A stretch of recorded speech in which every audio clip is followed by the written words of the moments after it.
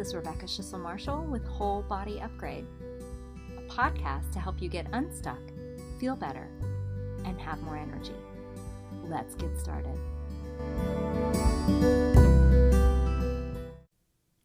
Episode number 45, How Health and Purpose Go Together.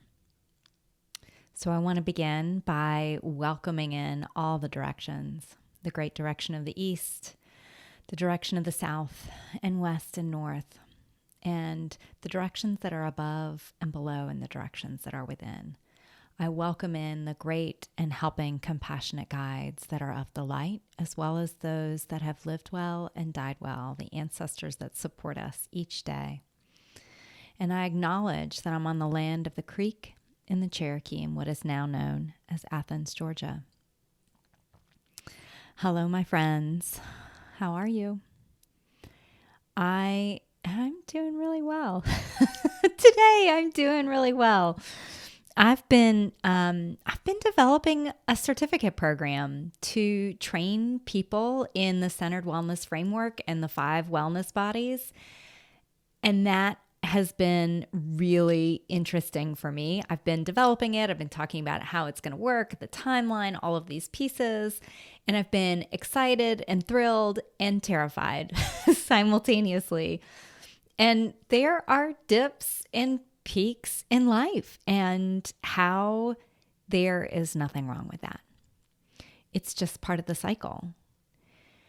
So sometimes I work too much, and then I remember that it's time to rest. It's time to go inward. I start to get excited about something, and then I am doubtful and mired in sadness about how it won't work. So it's all part of the cycle. And when there is no judgment about that this is just how it is, it can be a lot easier. And health and wellness has a very similar cycle too. This is something that I've seen, and I was reminded of this with one of my current clients, that she is doing so amazing on her health and wellness journey. She is making such progress. And yes, at the beginning, sometimes there was progress and sometimes there were challenges, and progress and challenges. And what I was explaining to her is that it's kind of like this graph, that it's got a positive slope to it right there. It doesn't mean that everything is one step is better and then the next step is better. It's that there are these ups and downs, but on average, there is a climb in the right direction. When we started working together, the idea of changing what she ate even seemed like an impossible goal. In fact, with most of my clients, I won't even talk about food until the 3rd or the 4th session because we all have such complicated relationships with food. And to be clear, health is not just limited to what you eat, right? The body is responsible for sending all of these messages that we can interpret. The messages could be pain, it could be illness, and usually what I've seen is that when those messages come up, it can kind of alert you that you're on a path that is taking you away from your purpose. This is really important to note because sometimes addressing just food, as we've talked about in many episodes of this podcast, that isn't going to get you to health. That's why looking at things holistically is so important. And it's why I use the centered wellness framework. It's why I believe so fully in that, because it's not just one part of what we do and who we are. So during our sessions with this particular client, she has worked on learning mindfulness and how to be present in the body. We've also worked together to clear her energy, ancestral connections, childhood patterns that were limiting her from making these changes in her daily life. She learned to support the younger parts of herself.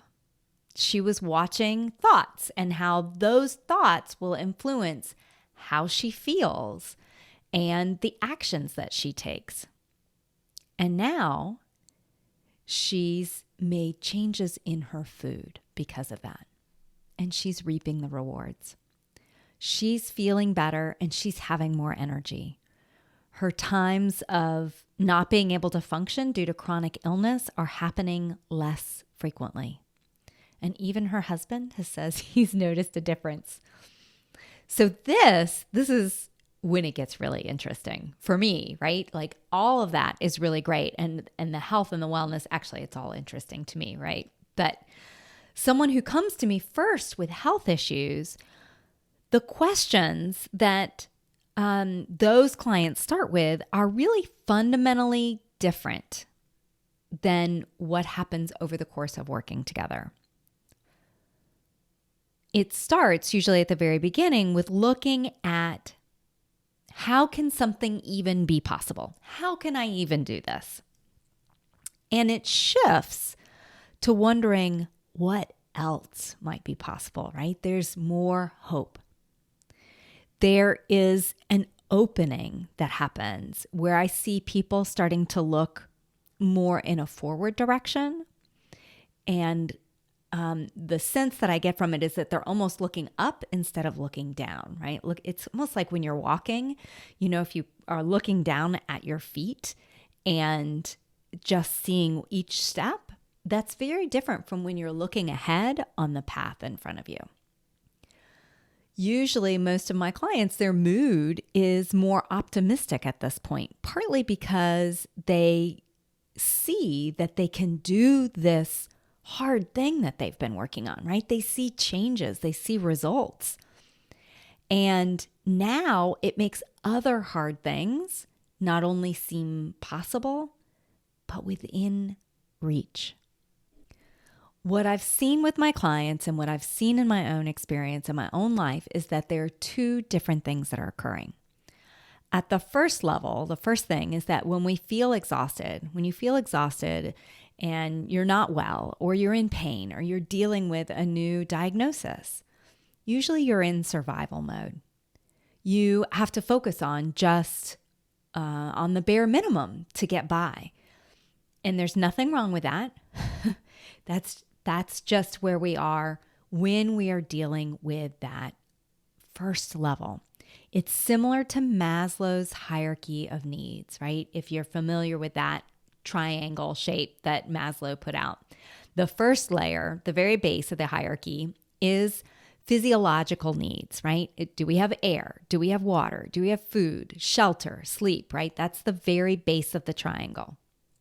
The second layer includes safety as well as health, right? So how is your body? We have to focus on those two basic levels first, the care of our basic needs. It's only when our basic needs are met that we can move to the other stages of Maslow's hierarchy, right? So when we're dealing with chronic pain, when we're dealing with lots of health issues, when we're not getting enough sleep, when we don't feel like we're not able to get enough food, right? All of those different levels are part of that first stage. The second thing that I see happen is then we move to the top 3 tiers. And different people go through different levels of this. The top 3 tiers of Maslow's hierarchy include love and belonging. That's the next one. Then esteem. And then the final one, the top of the pyramid, is self-actualization. When you feel loved and connected, as well as you have respect for yourself, respect for others, then you can deal with that very tippy top of the triangle, which is achieving your full potential. So this is also the work that I do with my clients, right? That it's not just getting them through those first 2 stages. It's that, and then what happens is when those first 2 levels are met, then some changes can occur. This is the work that I do with my clients, and it's very exciting to watch. When the conversation in your head becomes one of encouragement. And then you also have evidence that you will show up for yourself compassionately, like that's the respect yourself, right? You begin to see openings in the world that seemed impossible before. You can begin to focus on being who you are and who you want to be. The challenging or the difficult tasks or dreams aren't quite as overwhelming. Yes, when we start a different thing that's hard, but in a different way, it's going to feel hard. I'm not saying that things are easy, but there is that level of, well, I did this other hard thing and now I can do this. There is momentum there. And you can start to see the potential for what can happen. It's super exciting for me to see clients move through this and see the possibilities that are available to them. Whereas at the beginning, they don't always see those possibilities. The only thing is that they sometimes will see, and I mentioned this before, is like, well, there has to be another way. There has to be something else that's possible. So while health and purpose can seem like totally separate and unrelated topics, they're really intricately intertwined. You can't have that feeling of purpose if you don't feel well. And I believe you can't feel well if you don't have that purpose. When you feel well, then you can start to look forward to what you want to do, how you can become the best part of who you are, to self-actualize, to hit that, what do I want to be? Who do I want to be? When you're not feeling well, you have to focus on, what do you need to survive? What do you need to be able to live each life? Neither one is right or wrong. It's just knowing where you are on that path. Both of them are necessary.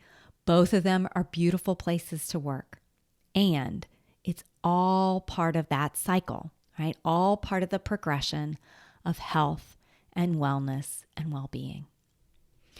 Okay, dear ones, I hope this helps clarify as you move through your own progression from survival to purpose. As always, if you need support, reach out to work with me in the Vibrant Health program. This is exactly the work that I do with clients, and it really brings me such joy. Okay, I will talk to you next time. Take good care of yourself.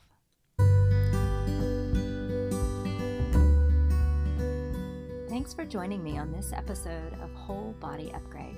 If you'd like to learn more about working with me, you can visit me on Facebook or Instagram, or on my website, CenteredYou, that's CenteredYou.com. See you on the next episode of Whole Body Upgrade.